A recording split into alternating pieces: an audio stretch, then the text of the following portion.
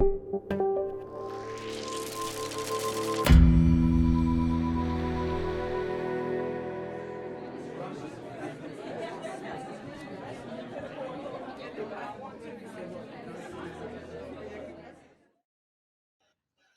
I'm Larissa Behrendt, writer, director, and reformed lawyer, and I'm very excited to be hosting this panel right here, right now, Movements and Activism on Screen, MIFF Talk, presented in partnership with the University of Melbourne. And I'd also like to join in paying respects to country and let you know that I'm on the land of the Gadigal people of the Eora Nation, and I'd ask you just to take a moment to acknowledge the country on which you're currently now.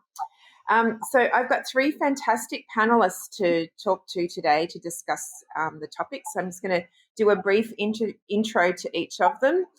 Minh Lu is the director of local originals for Netflix in Australia. She was formerly of the ABC, overseeing shows such as Diary of an Uber Driver, Harrow, Retrograde, Frayed, and Content. But before then, in her role at Matchbox with Warren Clark, she co-created the groundbreaking series The Heights. Stephen Oliver is an icon in the Aboriginal community and is a writer and director. He's known for Black Comedy, Thor Ragnarok, A Change Affair, and Faboriginal. He's also a powerful voice for social justice and the host of Looky, Looky, Here Comes Cooky. And Shalini Kantayya is a writer, director, and producer of Coded Bias, a powerful documentary that warns us that the biases we are fighting to counter today are also becoming entrenched into our future in ways we've yet to imagine. It's a must-watch cautionary tale. And she's also the director of and writer of Catching the Sun, a 2015 documentary about the solar industry. So I thought I'd start by asking you all the same question and then dive into explore each of your work separately. But I thought the first question I'd ask you all, and I'll start with you, Stephen, is just to, in your own words, tell us about your background and how that's shaped your worldview. But it's funny, I did an interview the other day and I was interested. I got asked by the guy interviewing me, he said, have you always been political? And I'm like, well, how do you mean? And he's like, were you and your family very political? Like, did you sit around at dinner tables and just have discussions? And I said, yeah, we did, but that's only because we were reacting to our outside world. So, our reaction, that was an expression of the world we live in. So I guess, kind of whatever you do, really, just being an Aboriginal and a, gay guy, everything in that sense is political. It's always making a stance about something, like, talking about equality. And I went off on a tangent then. I forgot the original question you asked. I was just going to get you to talk about your background and then, how that shaped your worldview. I think one of the background. Yeah, your background. Because I think one of the interesting things about each of you is you have a really strong voice in what you do. And so I thought it might be nice to get a sense of where that strong voice came from. Well, I just think it also comes from my family in a sense. Like my family we've always been taught never ever to let anyone talk down to you. To never ever let anyone think they're better than you. And I think we're living in a world where it's becoming very evident and very clear that there are people who do think that. And, I think that's why we're seeing a lot of unrest at the moment, is because we're getting closer to this thing where people are being called out for it. And, now people are kicking and screaming and they're getting loud and they're getting more desperate and they're trying horrible things. Like, just watching, Shalini's film, like that just reiterated, this kind of need and that we need to stand up and we need to, I always think of the saying, not that I think I'm a good man. I think I'm a sexy man, but not maybe necessarily a good one. But I think Super of the same sexy. like sexy man. Yeah, is that all it takes for good men to succeed, for bad men to succeed is for good men to do nothing. And now when you think about it, even that that phrase in itself even points out the misogyny in our world. Mm. And what about you, Q? Tell us a bit about your background and what sort of shaped your worldview. I was in a family of refugees, born in Australia, grew up during a time when Pauline Hanson was saying vocally in Parliament that Australia was in danger of being swamped by Asians, and that was a not a great time. And you kind of learn how to be resilient. And I also grew up in a neighbourhood where the heroin the epidemic was kind of rife, and so there was a lot of racism around that. So for me, I just kind of quietly went about my business, thinking that there was the kind of challenge was about accepting my cultural heritage and not kind of developing an internalized hatred of it, which was a difficult thing to get past at that age, when it was so hard to even articulate what that was. You just kind of saw someone hating on your community and you kind of go, well, maybe there is something, wrong with me, because you're a kid. So I think that really informed, like there was an element of aspiring to whiteness, I think, that needed to be worked on and deprogrammed over some years, and that's kind of come out in the work that I've done. So I think, sounds a lot heavy. It sounds heavy, but I actually laughed a lot as a kid. But but yeah, those were the kind of tent poles that kind of shaped the kind of world I was living in at the time.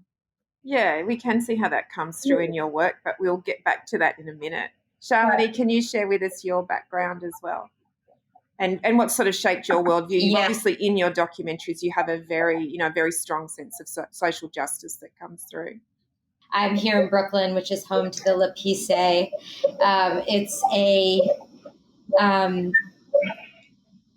I would say that I think my perspective comes from being a person who grew up between worlds.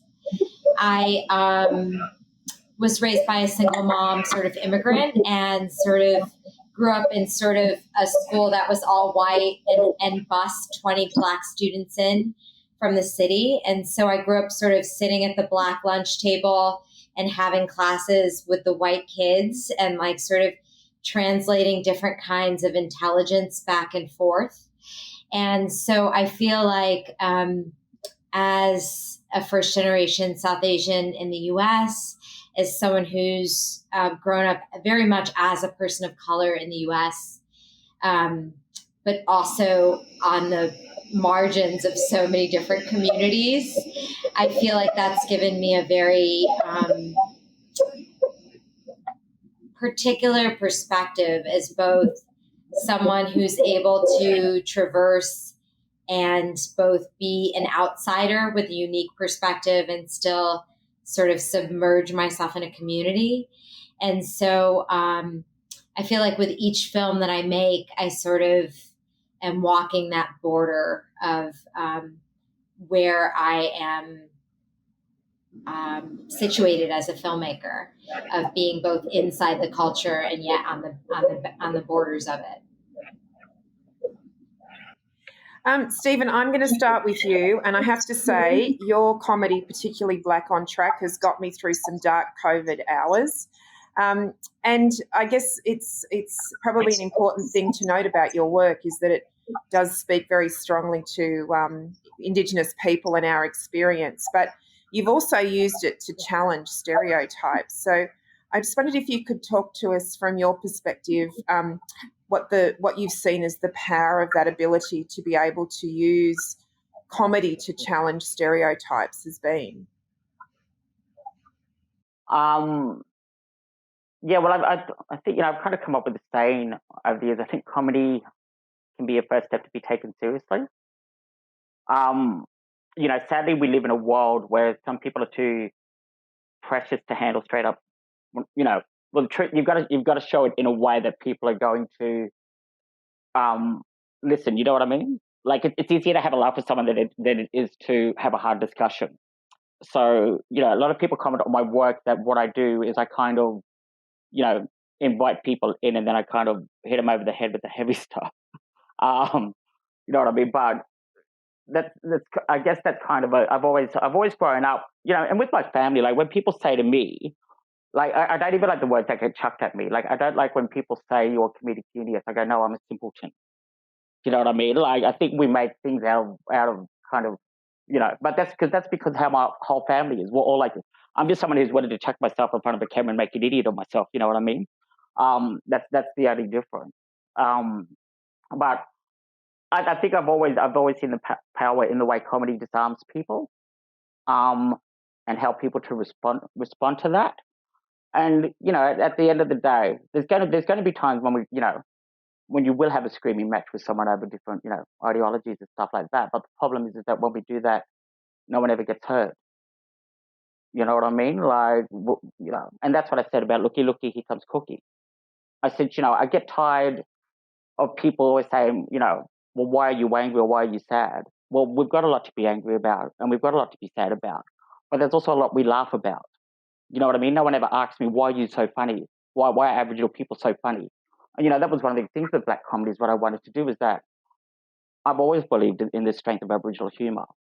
I believe, we have a wicked awesome humour. And I wanted to put that across because I think, as an Aboriginal person also, I talk about this and we don't just stand on shoulders, we lean on them as well.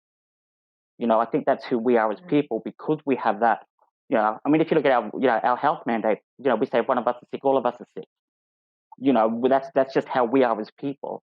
So, I'm very informed by that as well. So when people talk to me about humour and they're going, oh, you're funny. And it's like, well, yeah, but I'm only funny because Aboriginal people are funny. You know what I mean? Like I would not have had that same humour. I would not have had that, same way of thinking if it was not for my Aboriginality. So, I think in a sense when you talk about comedy, I think it's about, and I never wanted to the producers of black comedy wanted me to come up with a dictionary for words, when we use language words, and I fought against that because I kind of went, I'm sick of Kate. Like if people want to learn those words, they can ask me when they see me on the street, or they can, they can try and Google it or whatever. They can put the work in to try and find those words out. And I think that's, it's a testament to that people still laughed and people still loved the jokes, even though I was using words they didn't understand at times. And I think when we do that, it stops hand feeding people. And it's kind of inviting people to go, well, look, if you want to know more about us, you've got to put in that work too. You just can't expect us to be the solution, the answer you always want us to be. I got asked at a cultural summit once by a guy who said, well, what can we white people do? And I said, well, let us be black. Like, don't expect us to always have to explain everything to you. Sometimes we have things culturally that aren't aligned with your Western way of thinking. And the only way you're going to learn that is that when you sit with us, because we can't tell you everything. Sometimes you need to feel something. And I think comedy does that. So anyway, I rambled a bit, but No, and I think it's an important point because I think the role of humour is a survival tactic, and I sort of even thought of that when Q was talking earlier about some of this hard stuff growing up, but also that you laugh a lot. It's a survival mechanism. But I did want to talk a bit about Looky, here comes Cooky, and I was just wondering, such a polarising figure, Cook now, and I wondered what drove you to want to be a part of something that was really challenging that legacy. Why was it important to challenge the conversation we have around Cook? It was important because I knew there was going to be a very loud voice going on about the greatness of Cook. And there wasn't going to be that much, you know what I mean? Like, it was almost like the other voice was going to get drowned out about that. And so I wanted to be that, be a part of that, that voice, not to, because it's about that visibility too. I think people, it's kind of like out of mind, out of sight a lot of the time. That's even why with our sites, you'll get mining companies blowing up our sacred sites because it's like, what if they weren't there? They never existed. And, it was that kind of thing. And me wanting to go, well, no, we're still here. After 60, 80, 100,000 years, we're still here. And you can't just, deny us that voice or replace that, like even when, we're in a point where we're talking about Black Lives Matter, but it's also like Black History Matters. You know what I mean? Like, it's this kind of thing of like the WA government can, deregister up 1,200 heritage listed sites and sacred sites. but they'll pay $2 million to transport a 150-year-old pergola that is nowhere near an age as rock art that's 20,000 years old. Do you know what I mean? So, it was important, to give that flip side, to go, not only is it showing what we think, it's showing how we think. And I'm hoping that people watch it and then, people will just start to think. The other thing I think I just wanted to explore with you about the film is that you obviously have looked at it through the lens of music very strongly, which is kind of a great way to evoke a kind of sense of songlines, connection, the role of song as storytelling in our culture. But I was just wondering, from your perspective, how did you seek to reframe the conversation? What did you want? What were you trying to get people to talk about with the way that you framed a discussion about Cook through those mechanisms? Well, I think it comes back to that thing I'm talking about how we think. And if you look at us with Aboriginal people, music is such an integral thing that we never, this way the music industry is now about. It's about fame. It's about getting number one. It's about, making these hit records. Music to us was always about teaching us identity. It taught us who we are. It was our creation stories. We have song lines that map the country that talk about our creation story. We talk about being sung into existence. So there's so much, and I think we kind of forgot that sacredness of music in today's world. And, music is such a powerful thing. And then when you add that with with our story, and using music to tell a story rather than a music beat about a broken heart or wanting to shake your ass on a dance floor, or about getting lit with your friends, rather than using music to do that. Which I love going out and having a good boogie, because I'm very good. If you ever see me on the dance floor, but I loved And because I really love that aspect of it, but I think we've lost that sacredness of music in the sense of going, music is such a powerful tool. And music, it can not only teach us who others are, but it could also teach us who we are. And so, I think it was important to remind people about that, and just to think about, what the power and beauty, like music is a time machine. You hear a song, you're transported back to a certain point in your life. You know what I mean? Like, music is such a powerful tool. And I think it's even that thing of just reminding people even of that. You know what I mean? Yeah. And actually, I was reminded of a great clip of yours where you do the traditional dance in, you're trying out for a role and you're doing traditional dance. It's another one I play when I'm having a bad moment. So it kind of leads me into my next question, which was, there's obviously a very important role your work plays in terms of challenging a non-Indigenous audience to think differently about things. But it has a very different place amongst an Indigenous audience. And I was wondering, what do you hope First Nations audiences, Aboriginal audiences take from your work? Well, it's I think about questioning.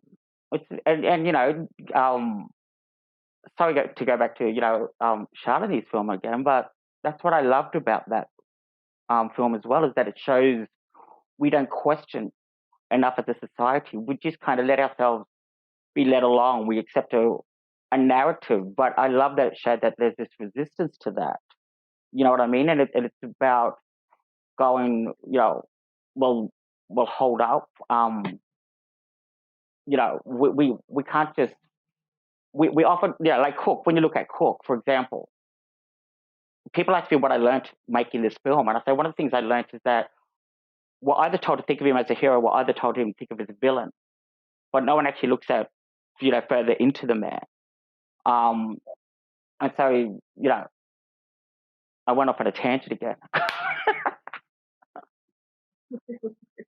Right.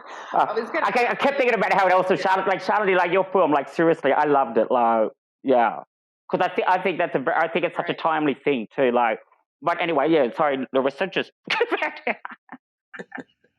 I was just going to ask you what you're up to next. Now you've finished this. Everyone likes to know what you're up to. What are you up to next? What am I up to? Well, I'm writing the sequel to my play that I had last year at the Brisbane Festival, called From Silence. And funnily enough, this one goes on about music and about the kind of sacredness of music and how we lost that. And I'm also got my cabaret show. It was meant to happen this year at the Sydney Opera House and Queensland Performing Arts Complex, called Bigger and Blacker. But it's all my original songs and stuff. But it details my journey since black comedy and kind of all the stuff I went through, the ups and downs. And I'm going to Alice Springs next month to work with Tricia Morton Thomas on another documentary. I'm going to play an actor in that, but it's called, I guess I'm allowed to say, there to be public knowledge, History Bites Back. So it's another thing like going on about history. And as soon as I get my cheeks into gear, I'll start writing the treatment for my feature film, Outback Cracks. Well, I can't wait. And I might come back to you when we speak to Shalini about her film because obviously you've got some things to say about it too. But Q, I was going to... Shalini, yeah. Shalini. I'm at peace. You have to excuse our terrible Australian pronunciations and accents. You know how we love to mangle every word.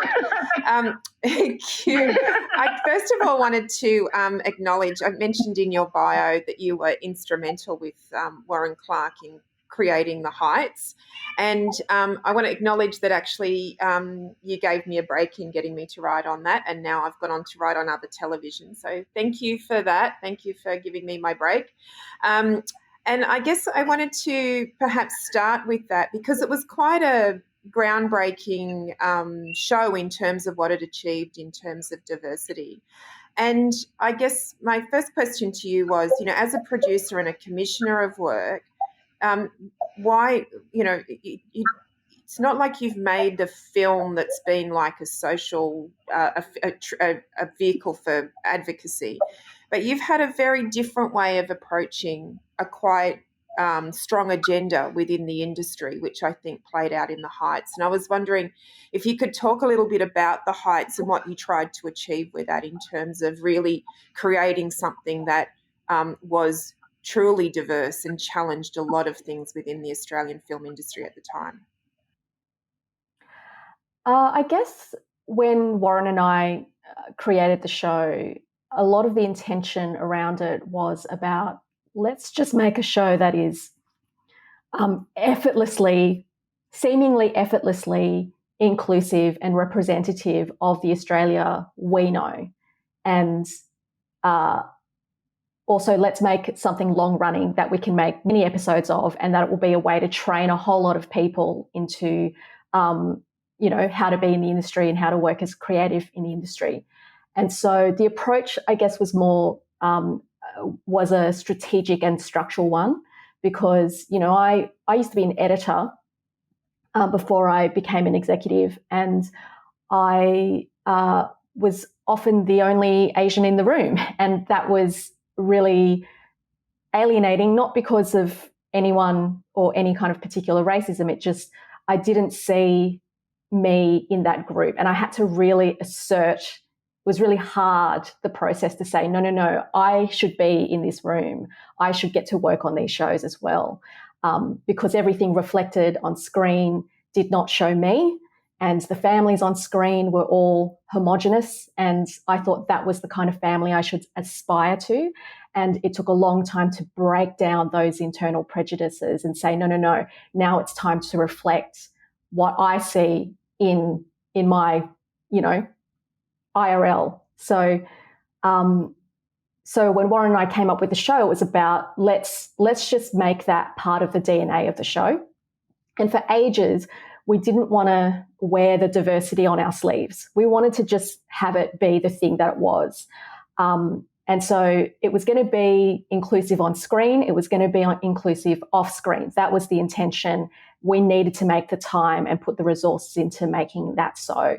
So once that shell of the show premise was made and sold to the ABC, I then happened to then go over to the ABC and become the executive for that side. So we were kind of attacking it on both sides. Warren ran the creative, and produced the show with Matchbox, and really executed that plan to make sure that there were people at all levels on that project, on screen and off, at varying levels of experience that were that spoke to that desire of inclusivity. And from the network side, I was able to see it from that side as well, apply my personal experiences.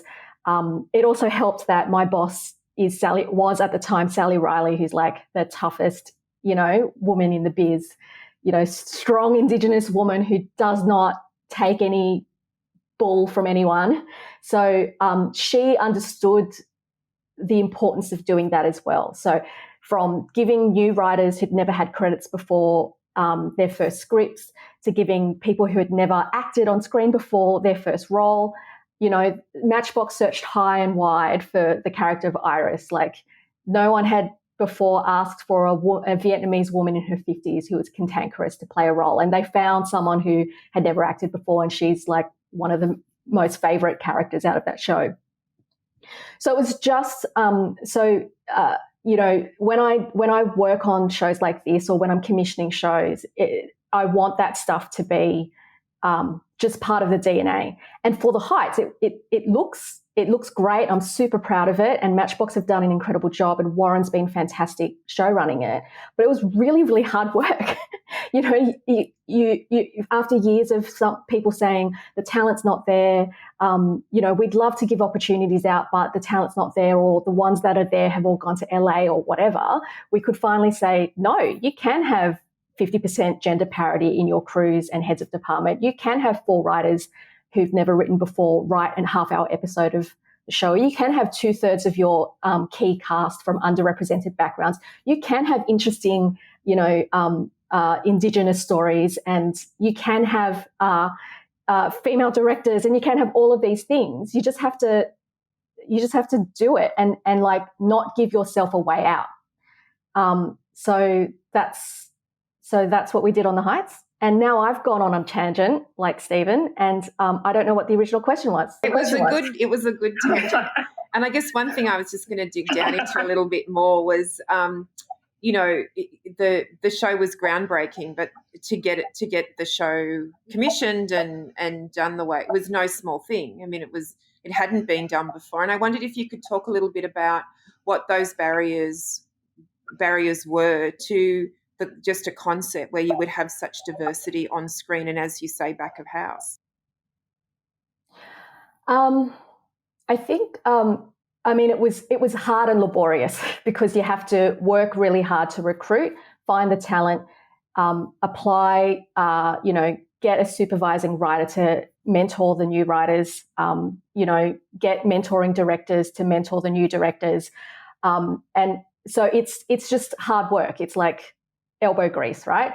And Warren and Peter Asprey-Balsara and Debbie Lee at Matchbox understood that, and they did not give themselves an out, basically. There was no, you send your ship into battle, you send your men into battle, and then you burn the ship. So there's no way of escape. And you just do it. So the obstacle was time and money, basically.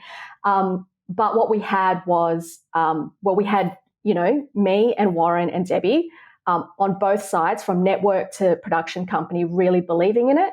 We had a head of drama in Sally Riley who also believed in it and understood the importance of it. So there was just no end of support and intention to make it work. But we also had, a boss, like at the time it was Chris Oliver Taylor, who knew how to sell it and finance it, right? Like, you can't achieve all of that goodness without making it a financially viable prospect. So it had to be a low-cost, high-volume show. Like, you make basically, like we made it in Perth, and that was hard because you had, so much of the priority of the industry is to set things in New South Wales or Victoria. But we went to Perth, and because we knew there were amazing Perth talent who were wanting to go back and ready to kind of have a go. The ABC studios were empty over there, so we did it there. There were things that could be done to make it financially viable and low cost, and so hard to say no to. So that was the strategy, essentially.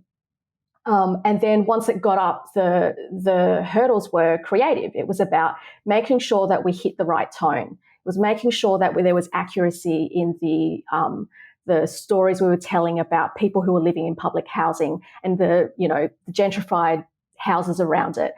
It was making sure that there were voices in that room that could speak to those actual experiences. The hurdle was that it had never really been done at that level of intensity and at level of intent for a while. I mean, lots of shows have tried it, but we were trying so many different things at the same time. So it was the hurdle was just keeping all those plates spinning, I suppose. But we could because we had a supportive network, and then I became the supportive network. And then, and also we had producers who understood the importance of having that kind of inclusive full approach to making a show. I guess the thing I just wanted to follow up that goes a bit more to the thematic of what we're talking about is that, it's one thing to just produce content that's diverse and that has its own role in terms of, what it's challenging and what it's saying. And I'm kind of keen to hear a bit more about that. But there was obviously a very deliberate strategy as well in terms of building capacity within the industry and diverse capacity. Yeah. And that's a kind of strategy that's changing I'm getting excited and knocking my computer. That's in its own way is changing the playing field. And I wondered if you could talk about that. So really how your approach to the Heights did actually change conversations and attempt to sort of shift some power within the industry. Look, Larissa, you're like case in point. We had you writing your first scripted episode on the Heights, and now you're writing for one of the best Australian drama series that I've seen last year. Like Total Control. Like having you work on series 2 for that is amazing. Am I allowed to say that? Yeah, no, I don't think it's a secret. That you're writing on it? Oh, okay, all right. Sorry, Anyway, I'm pretty sure that's well known. But that's huge. And the intent was we wanted to use that show. The show is not Game of Thrones, okay? It's a small soap opera serial drama like EastEnders, and it was a way to teach people the ropes, how to find their marks, how to be a camera assistant, how to do all of those things, in the same way that Neighbours and Home and Away have done over the years. Like I said, I worked at Home and Away for a while, and it's incredible, like the discipline that you learn on those shows. But you've got to acknowledge that for the first 20 years of those shows being in existence, they were largely worked on by, Caucasian Anglo-Saxon people. And this show, The Heights, was trying to break that, trying to be a circuit breaker to that, and to acknowledge that we have all these emerging creatives who are people of colour and Indigenous or live with disabilities who should get opportunities as well. And so we were just trying to apply that lens to it.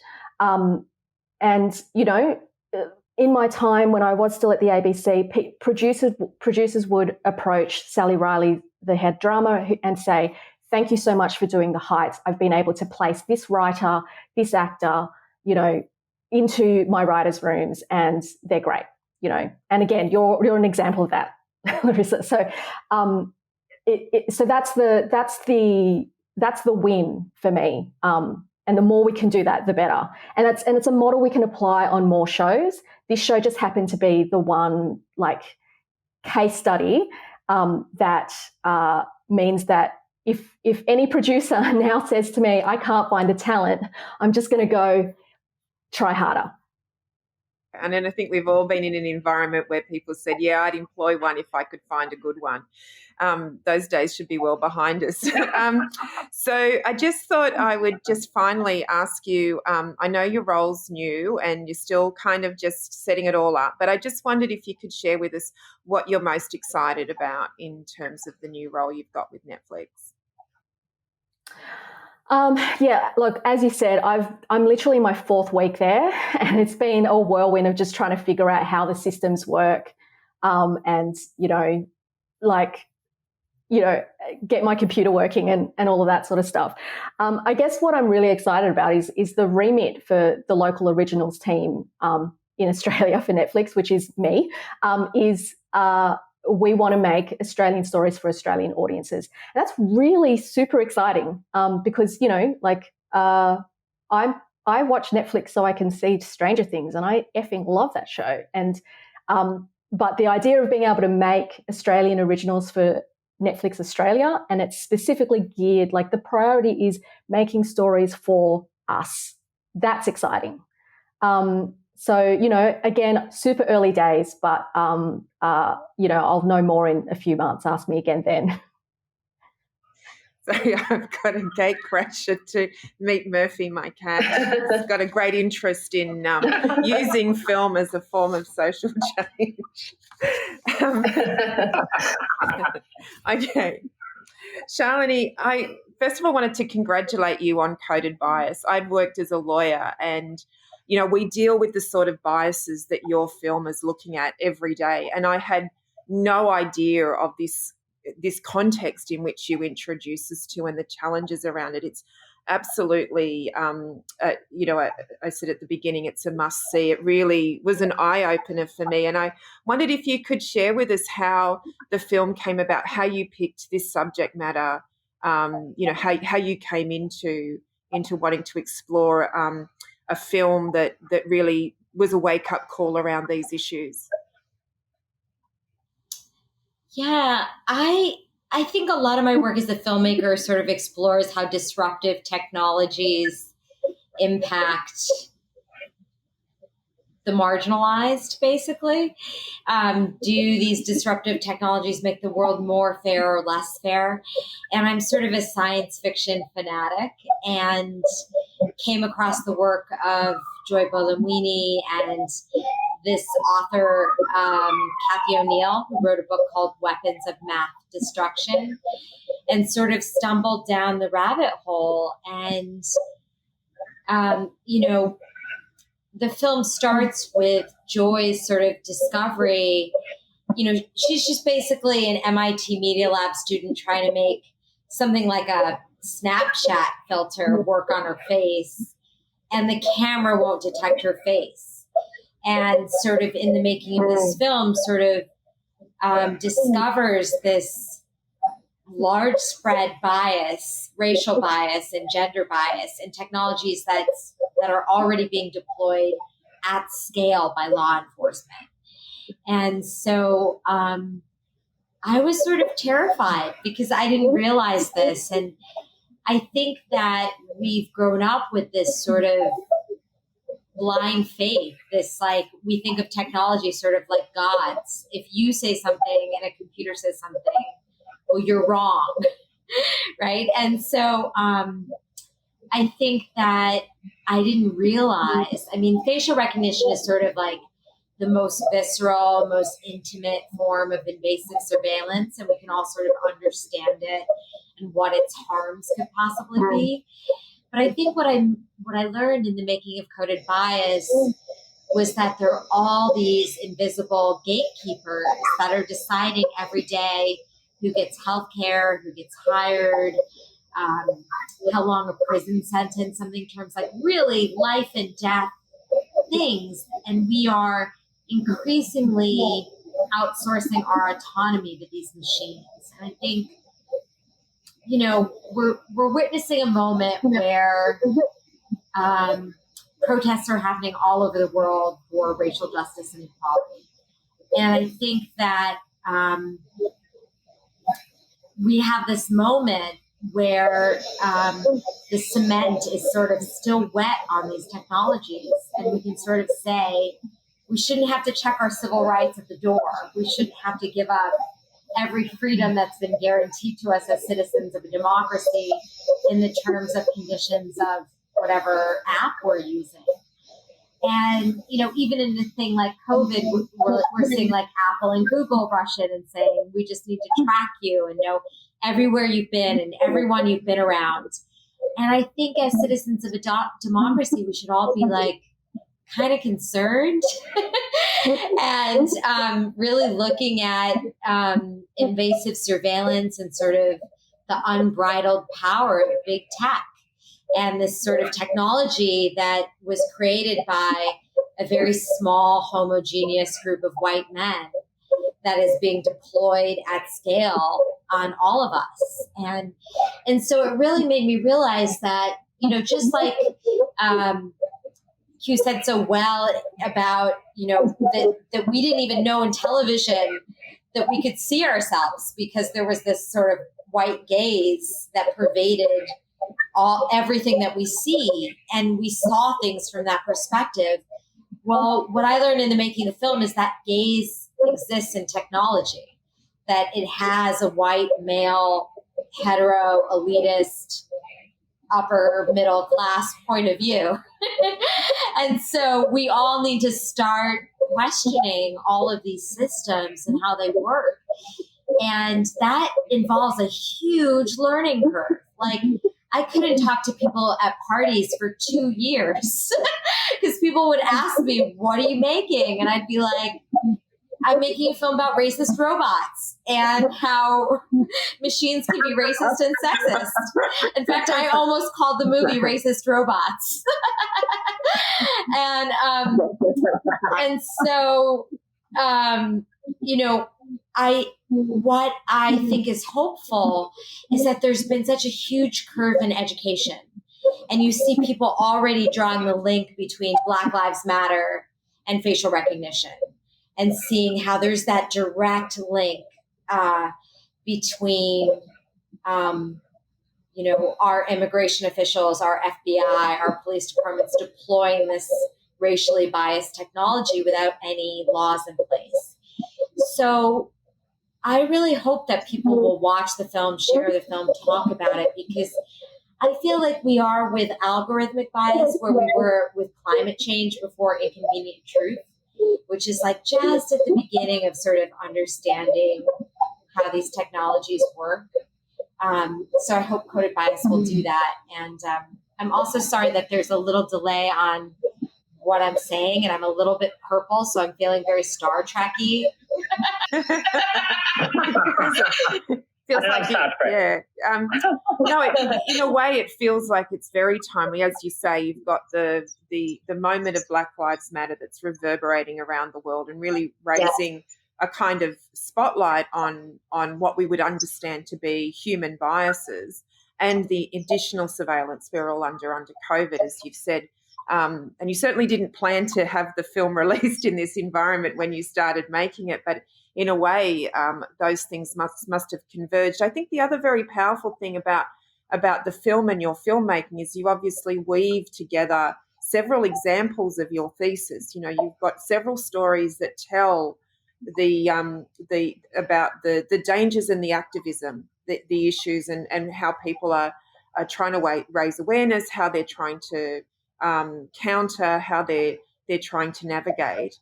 I was just wondering, in the terms of weaving all of those stories together, what was the thing that surprised you most about the global scale of this issue that you're trying to put a spotlight on? How wrong these algorithms that we trust can be, and that no one's vetting them.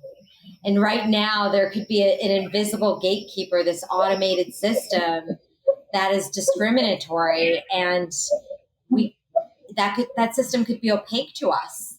Sometimes you could feel, did I not get that job because of something? And it could be the AI weeded you out and you have a false hit on your resume and there's no human in the loop. It's really that what I realized, one, is that, you know, there's 7 PhDs in my film, and sort of the brilliant and badass women in my film gave me an education that I hope I'm able to distill. But I feel like we've seen with COVID-19 and with climate change, how critical it is that we get science communication. And to me, science communication is a few things. One is sort of like, how does the science actually work? And then the other part of it is like, why does it matter? And we haven't been very good at linking those two things.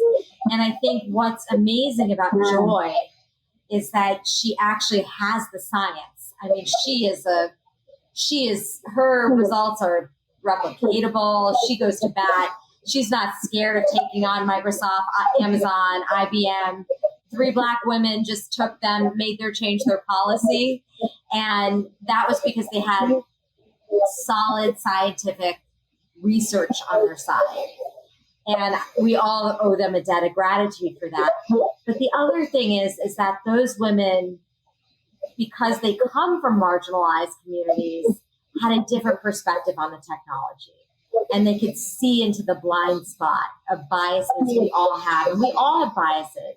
And we all need each other to see inside those biases. And so I feel like what I hope the film does, and what I hope what all good science communication does, is forget about politics and convey the science, and also convey why that matters. What is the human impacts? So we can all take the streets and push our politicians to act on the science. It's an amazing film, and you know, as I said, one feels like there's blinkers coming off, and you kind of feel like where the next frontier of the fight has to be. But I was just wondering what you're going to be working on next. You've obviously put so much into this film. You've got really strong relationships with the characters. It's an issue that's close to your heart. Have you got any thoughts about what the next project for you might be? Yes. Well, we're excited to roll this film out. We're at the beginning of our journey, and we're working with people all over the world to talk about data rights as human rights, and that will continue along with Joy and her organization. And I'm working on a sci-fi that has to do with some of the issues, and my first love is science fiction. So I'm looking forward to sort of bringing some of these issues into a fiction film. Well, I did promise Stephen I'd give him a chance to make a comment about the film, because obviously it struck a chord with him before I asked a last question to the panel. So over to you, Stephen. And do you want to add a few more comments about how you reacted to the film? You know, I think, well, you know how I was talking about my plays before, like, so my play last year that I had was called From Darkness. And at the end of the play, the main character, he does a short speech, and he actually says a line where he goes, we're running so fast forward that when it comes to finding our way back, we're not going to know where to go. And that line came about because while I was writing that thing, that was one of the, and this is weird, this is the first time where I felt like I was being told what to write. I know that sounds crazy, but one of the things that kept coming up, so there was 5 things. So there was connection, there was music, there was water, there was artificial intelligence, and there was consciousness. And so, you know, I think we're living in a world where it's becoming very prevalent about this, you know, and it's hard for me to go on about all this stuff because it's going to be five plays all up, but there's this kind of thing of where like this human consciousness is being overtaken by a digital one, in a sense. And I think that, you know, when you look at a lot of philosophy things, they ask about what does it mean to be human. And I love that in the film where Joy says about, you know, to be vulnerable, because it teaches about empathy, it teaches about compassion. And, you know, I always say like, part of being human is about connecting. It's about understanding our place in all things, in our relationships to each other and to one another. And so that when you've got something like artificial intelligence that can't make that connection, we've lost what it means to be human. Yeah. I couldn't agree. Right. I couldn't agree with you more. Thank you for that. My final question is to each of you. Obviously, we have a lot of aspiring filmmakers, and actually often seasoned filmmakers who are also looking for wisdom, who attend MIFF and listen to these panels. So I just wondered if I could ask each of you what you would tell a filmmaker who really wants to tell a story that will change the world. And I might start with you, Q.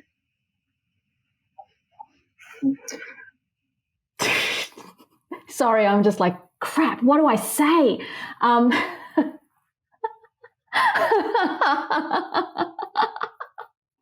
I think, look, I come to it from a if you build it, they will come approach. And that's not going to work for everyone. But I think if you think big and work out the steps to getting that vision, this is a very bland way of saying, I spent a lot of time just doing one thing. I was an editor, and the time it took to evolve from that role to thinking much bigger about the way we make structural change in the industry, that's when I felt like I was at my most effective. Now, that's not like I'm a filmmaker, I want to make this film kind of advice thing, but I think there is, when I think about what I wish the industry had, it's more people in leadership roles who can become the gatekeepers to open those doors or gates as gatekeepers, to open up those avenues for the next generation. And, I used to want to be a writer-director, but now I'm a suit and I kind of love being a suit. It's not for everyone, but there's a real privilege in being able to open doors for people. And I wish there were more of us out there. So think about that. Do you really want to tell your story, or do you want to become a suit like me? That's not the most idealistic thing, but I think there's a real power and honor and privilege in being able to be the person that opens the door for the next person. So. Oh, that's true. It's great advice. And actually, you did mention Sally Riley, who's been another person who's really made that happen. So probably not the advice people were expecting, but that's the advice that's really good advice. But legit, Sally changed my life. She really moved my path into a different direction. And, you find the helpers and you become a gatekeeper as well, and you open those doors. Sure. Snaps to Sally. Stephen, advice? Filmmakers who want to tell their stories to change the world? Oh, gee. I mean, I can only speak from my experience. My experience was always not just about being truthful to Stephen Oliver, but being truthful to being an Aboriginal person. So I, it sounds corny as about, that truthfulness, but I think only you can tell your story, only you can sing your song.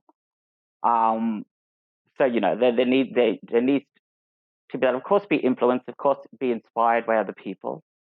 But, think about what experience you could take that you can then add to your own. And, what is it you bring to the world? And also I think there's a thing of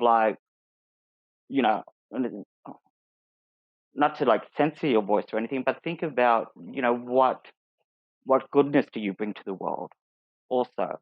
How are we making the world a better place? And I also go back to that thing of what I say about, with Aboriginal people, it's not just about standing on shoulders, but it's about leaning on them. And it comes back to that connection again. I think about, understand your connection to people. When it's you making a film, it's not, it's not just you. I often get, I don't so much like the term creator so much, or when I get, because I think I work with a lot of other people, when I create something, I could not have made this all by myself. Do you know what I mean? I had an idea, and a lot of people helped me through that. So I think it's also understanding that too, and also just being, be generous in what you give and in what you acknowledge, and and hopefully that generosity comes back to you. Great. It's basically karma, what I'm talking about. Shalini, what about you? Advice to aspiring filmmakers? Well, I just want to acknowledge that we're in a moment where a lot of people are in pain with this global pandemic and with protests that are happening still all over the country for justice and equality. But I just want to say that we're in a moment where we really need storytellers to help create the future. Like, I really believe, I feel like I make films to remind myself that a small group of people can change the world. And it sounds, I watched that happen in the making of Coded Bias. I mean, IBM, Microsoft, and Amazon just said they would press pause on selling facial recognition to police in June. And that happened because of 3 women in my film who had the courage to speak up against powerful interest. And I feel like we're in a moment where we want someone to tell us what the future looks like. We're like, tell us, journalists, what is going to be the future? Tell us, algorithms. What do you predict the world is going to be like? Who's going to win the U.S. election? What's going to happen to the, when are we going to get to be together again? And the thing is that nobody knows, right? So that's why we need storytellers. We need people that can help us bridge the gap between the present and the future.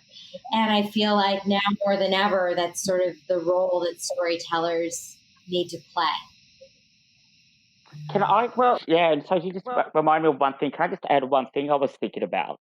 I was thinking about how, recently, when having to talk about my job description, I've been talked as a creative. I'm a creative. And then I kind of realized it's weird to have that as a job description because you don't see anyone with a job description that's a destructive. Do you know what I mean? And so I think about, when we talk about, people need to kind of ask themselves maybe too, when whatever they're making, ask themselves, are they being creative or are they being destructive?